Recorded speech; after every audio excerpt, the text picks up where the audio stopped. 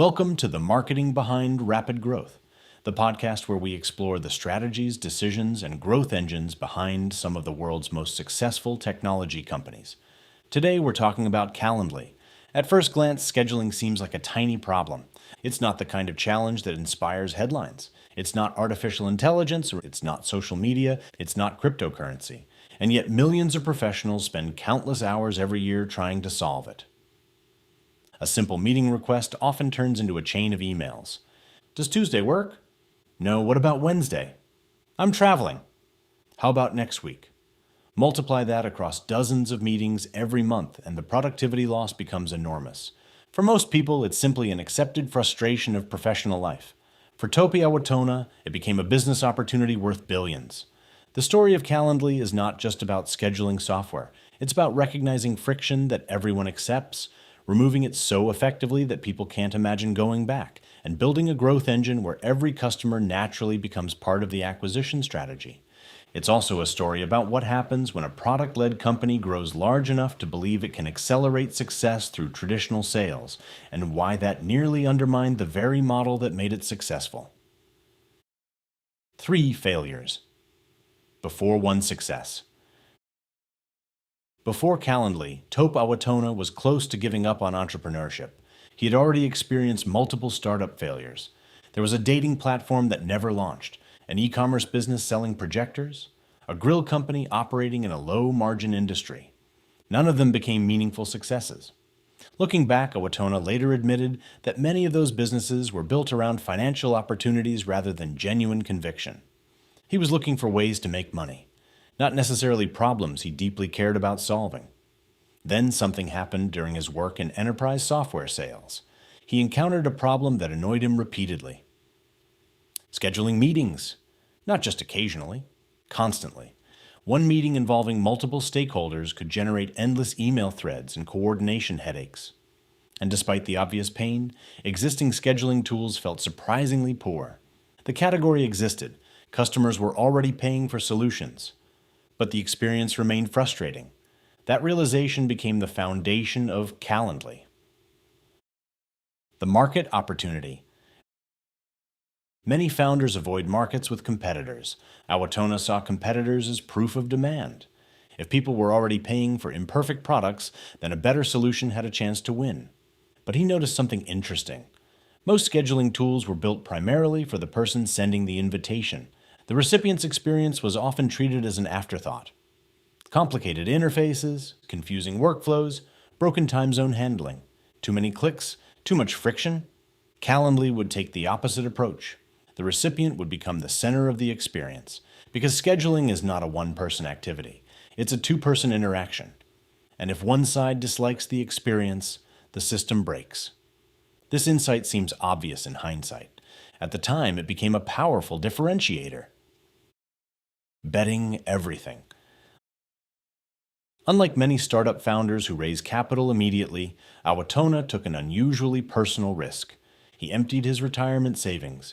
He maxed out credit cards. He invested approximately $200,000 of his own money. Most importantly, he had no meaningful backup plan. Failure would be expensive. To build the product efficiently, he hired engineering talent in Ukraine, allowing Calendly to stretch limited resources much further than many Silicon Valley startups could. The decision would prove critical, because early on the company didn't have the luxury of endless experimentation. Every dollar mattered, every decision mattered, every feature mattered. The accidental growth strategy. One of the most important moments in Calendly's history happened because the company ran out of money. The original plan included billing functionality, but development resources were limited. The team needed to launch, and they couldn't finish everything. As a result, Calendly launched without meaningful monetization. The product was free. At first glance, that looked like a limitation. In reality, it became one of the company's greatest advantages. Without a paywall, adoption accelerated. Users could try the product instantly. No purchasing decisions, no budget approvals, no commitment, just value. Sometimes the best growth strategies emerge from constraints rather than planning. This was one of those moments. The viral loop, hidden inside scheduling. The genius of Calendly's business model wasn't the scheduling functionality itself, it was the distribution mechanism. Every user received a personal scheduling link. To get value from Calendly, users had to share that link, and every shared link introduced the product to somebody new. Imagine you're invited to a meeting. You receive a Calendly link. You choose a time. The process feels simple, fast, convenient. Then a thought appears. This is easier than how I currently schedule meetings. And suddenly you're interested in Calendly too. Every booking became a live demonstration. Every meeting invitation became product marketing. Every user became a distribution channel. This is one of the purest examples of product-led growth in SaaS history. The product didn't merely solve a problem. It marketed itself while solving the problem. The free plan as a marketing asset. Many companies view free users as a cost. Server expenses, support costs, infrastructure costs. Calendly viewed free users differently. Free users were distribution assets. Even if they never paid, they exposed the product to other people. Every invitation created awareness. Every meeting generated product exposure. This perspective influenced strategic decisions throughout the company's growth. Rather than aggressively limiting the free plan, Calendly protected it, because the company understood that growth often happens before monetization. The free tier wasn't just a product decision, it was a marketing strategy. Expanding beyond virality. As Calendly matured, leadership realized something important. Virality alone wasn't enough. The product could spread naturally, but certain audiences represented disproportionately high value. Sales teams, recruiters, customer success organizations, consultants, professional service providers. These groups schedule meetings constantly. For them, scheduling delays don't merely create inconvenience, they create lost revenue. Calendly began targeting these audiences through LinkedIn advertising, Google campaigns, webinars, educational content, and specialized messaging. The positioning evolved. Calendly wasn't simply a scheduling tool, it became a revenue acceleration tool. That shift changed everything. Turning Calendly into a sales tool. One of the company's smartest marketing moves involved changing how businesses thought about lead generation. Traditionally, websites used contact forms. Visitors submitted information, then they waited. A salesperson responded later. The process created friction. Calendly proposed an alternative. Instead of asking prospects to submit a form, allow them to book time immediately. The impact was significant. The prospect's intent was highest in that moment. Why delay engagement? By replacing contact us forms with scheduling links, companies could connect prospects with sales teams instantly. This transformed Calendly from an operational utility into a revenue-generating platform. And revenue-generating tools command much higher strategic importance. Building for teams. As adoption increased, another challenge emerged. Individuals loved Calendly, but organizations needed more. Schools wanted team scheduling. Sales departments wanted lead routing. Customer success teams needed round-robin assignment. Managers wanted administrative controls. Calendly responded by expanding the product, team scheduling, shared availability, routing logic, enterprise controls, integrations. The company evolved from a personal productivity tool into organizational infrastructure, and importantly, these new capabilities created natural upgrade paths. Monetization done right. One of Calendly's smartest strategic decisions involved monetization. The company resisted charging for core scheduling. Instead, it monetized complexity. Advanced integrations, team management, administrative capabilities, routing workflows, enterprise controls. The free product remained genuinely useful. Users could solve their primary problem without paying, but organizations experiencing more complex challenges naturally found value in upgrading. This approach aligned pricing with pain, and pricing aligned with pain tends to convert exceptionally well. The enterprise detour. Then came a challenge many successful SaaS companies eventually face. Growth creates pressure. Investors want acceleration.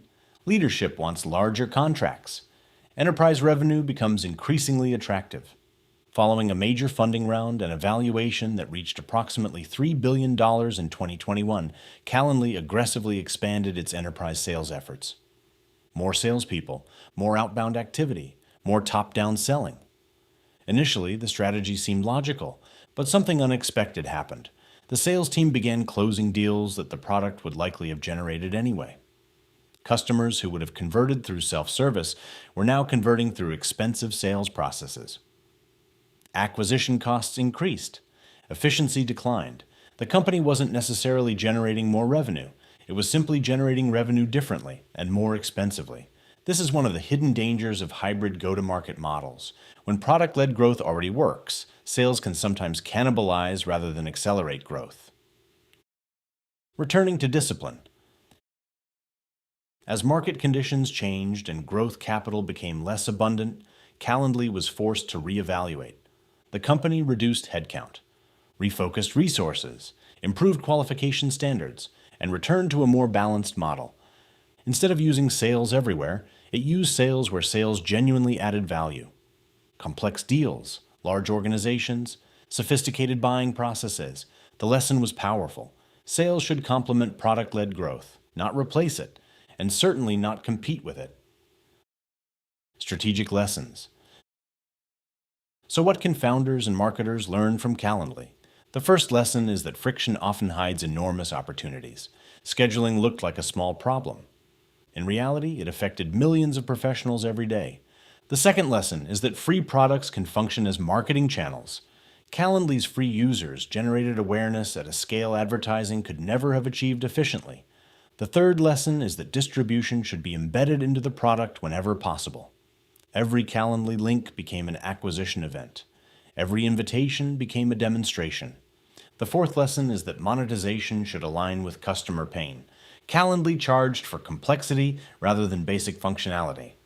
And finally, product-led growth requires discipline. Not every problem can be solved by adding more salespeople.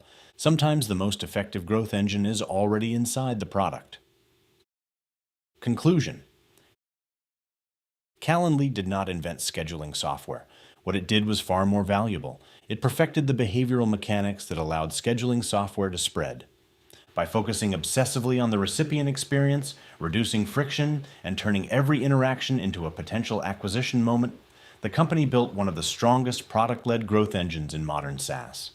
Its story is also a reminder that growth is rarely about choosing between product, marketing, or sales. The best companies understand how those three functions reinforce each other. And they know when to let the product do most of the work. Sometimes the simplest ideas create the biggest businesses.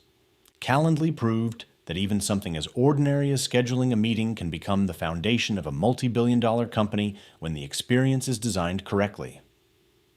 This was the marketing behind rapid growth. See you in the next episode.